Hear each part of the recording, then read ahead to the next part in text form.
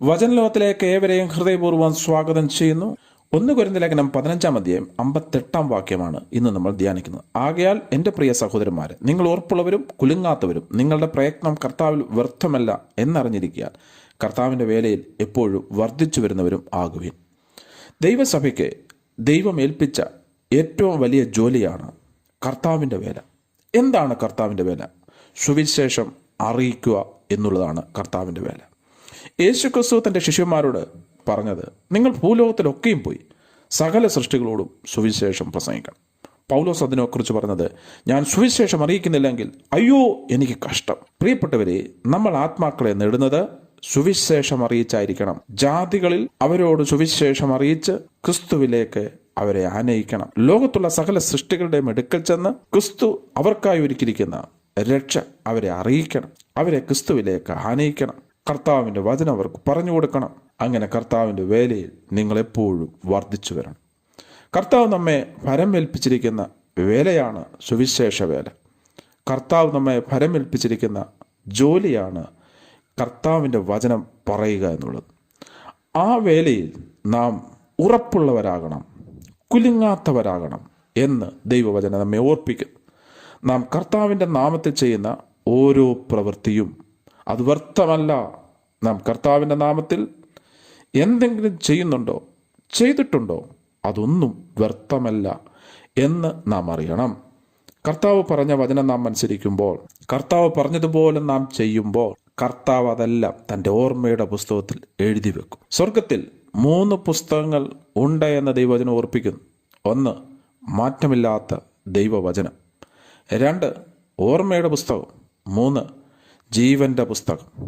പ്രിയപ്പെട്ടവരെ, ഓർമ്മയുടെ പുസ്തകത്തിൽ എൻ്റെയും നിങ്ങളുടെയും പ്രവൃത്തികളും എൻ്റെയും നിങ്ങളുടെയും വേലയും കർത്താവ് എഴുതി വെക്കും. നാം കർത്താവിന് വേണ്ടി ചെയ്യുന്നത്, നാം സംസാരിക്കുന്നത്, നാം പ്രവർത്തിക്കുന്നത് എല്ലാം അവിടുന്ന് എഴുതി വെക്കും.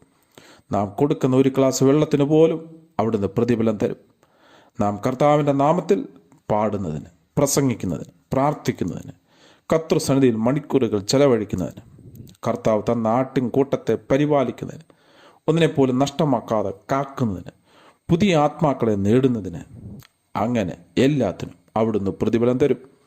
ദൈവം തന്ന കുടുംബജീവിതത്തിൽ സ്വസ്ഥമായ കുടുംബജീവിതം നയിക്കുന്നതിന്, കുടുംബത്തെ പരിപാലിക്കുന്നതിന്, കുഞ്ഞുങ്ങളെ വളർത്തുന്നതിന്, ദൈവം നമ്മെ ഭരമേൽപ്പിച്ച ജോലി വിശ്വസ്തയോടെ സത്യസന്ധതയോടെ ചെയ്യുന്നതിന്, മറ്റുള്ളവരെ സഹായിക്കുന്നതിന്, വാക്കുകൊണ്ട്, ശരീരം കൊണ്ട്, മനസ്സുകൊണ്ട്, സമ്പത്ത് കൊണ്ട് സഹായിക്കുന്നവരെ എല്ലാം തൻ്റെ ഓർമ്മയുടെ പുസ്തകത്തിൽ രേഖപ്പെടുത്തി അവിടുന്ന് അനുഗ്രഹിക്കും. അതാണ് പൗലോസോട് ഓർപ്പിക്കുന്നത്. ആകയാൽ എൻ്റെ പ്രിയ സഹോദരന്മാരെ, നിങ്ങൾ ഉറപ്പുള്ളവരാകണം, കുലുങ്ങാത്തവരാകണം. നിങ്ങളുടെ പ്രയത്നം കർത്താവിൽ വ്യർത്ഥമല്ല എന്നറിയണം. അങ്ങനെ കർത്താവിൻ്റെ വേലയിൽ എപ്പോഴും വർദ്ധിച്ചു വരണം.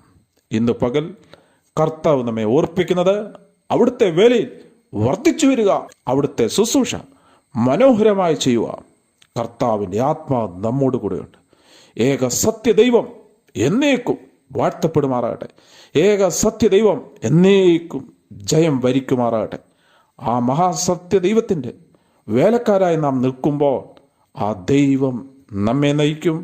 നമ്മുടെ മുമ്പിലെ പ്രതിസന്ധികളെ തകർത്ത് കളയും. നാം ഉയർച്ച തന്നെ പ്രാപിക്കും. എല്ലായിടത്തും എല്ലായ്പ്പോഴും നമ്മെ ജയത്തോടെ വഴി നടത്തും. പിതാവേ, അങ്ങയുടെ സന്നിധിയിലേക്ക് അങ്ങ് ഞങ്ങൾക്ക് രക്ഷയ്ക്കായി നൽകിയ പരിശുദ്ധ നാമത്തിൽ അടുത്തു വരികയാണ്. ഇന്നെന്നെ കേൾക്കുന്ന എല്ലാ രോഗികളും ഈ നിമിഷം സൗഖ്യമാകട്ടെ. മുഴകൾ അപ്രത്യക്ഷമാകട്ടെ. വലിയ രോഗങ്ങൾ മാറിപ്പോട്ടെ. തളർന്ന വ്യക്തികൾ എഴുന്നേൽക്കട്ടെ. അത്ഭുതം നടക്കട്ടെ. അവർ ഇന്ന് പ്രാർത്ഥിക്കുന്ന പ്രാർത്ഥന വിഷയത്തിന് അങ്ങിൽ നിന്നും മറുപടി ഉണ്ടാകട്ടെ. ആത്മാവിൻ്റെ നിറവുണ്ടാകട്ടെ. അഭിഷേകത്തിൻ്റെ നിറവുണ്ടാകട്ടെ. കർത്താവിൻ്റെ വേലയിൽ മക്കൾ വർദ്ധിച്ചു വരട്ടെ. അങ്ങയുടെ പരമോന്നത നാമം മഹത്വപ്പെടട്ടെ. യേശുവിൻ പരിശുദ്ധ നാമത്തിൽ ആമേൻ.